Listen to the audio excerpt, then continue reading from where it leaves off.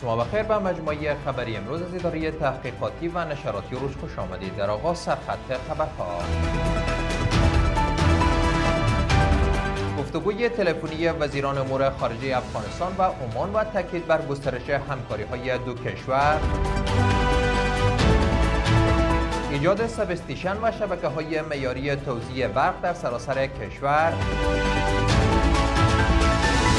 و امضای خروج آمریکا از ده‌ها سازمان و نهاد بین‌المللی از طرف ترامپ. امروز پنجشنبه 18 ماه جدی سال 1404 خورشیدی در ادامه مشروع خبرها. مولوی امیرخان متقی وزیر امور خارجه امارت اسلامی و بدر بن الحمد البوسعیدی وزیر امور خارجه عمان در یک تماس تلفنی با هم گفتگو کردند. آقای متقی در این گفتگو سفر اخیر خود به عمان را مفید خوانده و تبادل هیئت‌ها میان دو کشور را برای گسترش همکاری‌ها در بسیاری از زمینه‌ها مهم دانستند. وزیر امور خارجه همچنان از همتای عمانی خود برای سفر به کابل دعوت و رایزنی‌های سطح بالای دو کشور را مفید توصیف کرده است.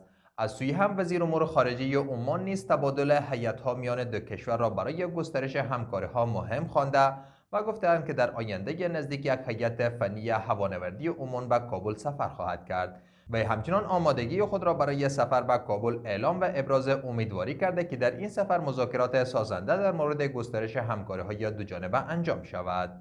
دکتر عبدالباری عمر رئیس عمومی اجرایی شرکت بریشنا میگوید که در کنار تولید برق برای ایجاد شبکه‌های معیاری توزیع و سب استیشن‌های با ظرفیت نیز تلاش جریان دارد.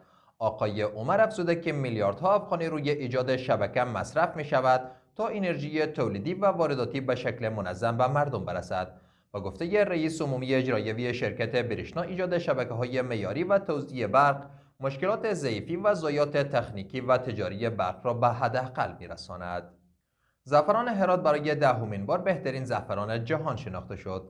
همزمان با کسب مقام نخست بهترین زعفران جهان از سوی افغانستان، مسئولان اتحادیه زعفرانکاران کشور از افزایش صادرات و گسترش بازارهای جهانی این محصول خبر می‌دهند. رئیس این اتحادیه میگوید که کسب مقام اول بهترین زعفران جهان برای دهمین بار بیانگر کیفیت بالای زعفران افغانستان بوده و جایگاه این محصول ارزشمند را در بازارهای جهانی بیش از پیش تثبیت می‌کند.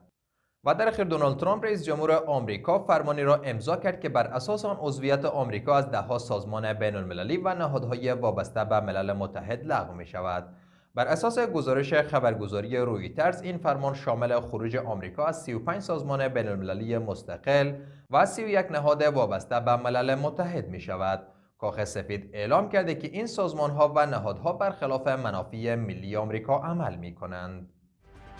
جهان سپاس از توجه و همراهیتان. برای تازه‌ترین های افغانستان، منطقه و جهان سری بزنید به صفحات اجتماعی ما در تلگرام، واتساپ و اکس.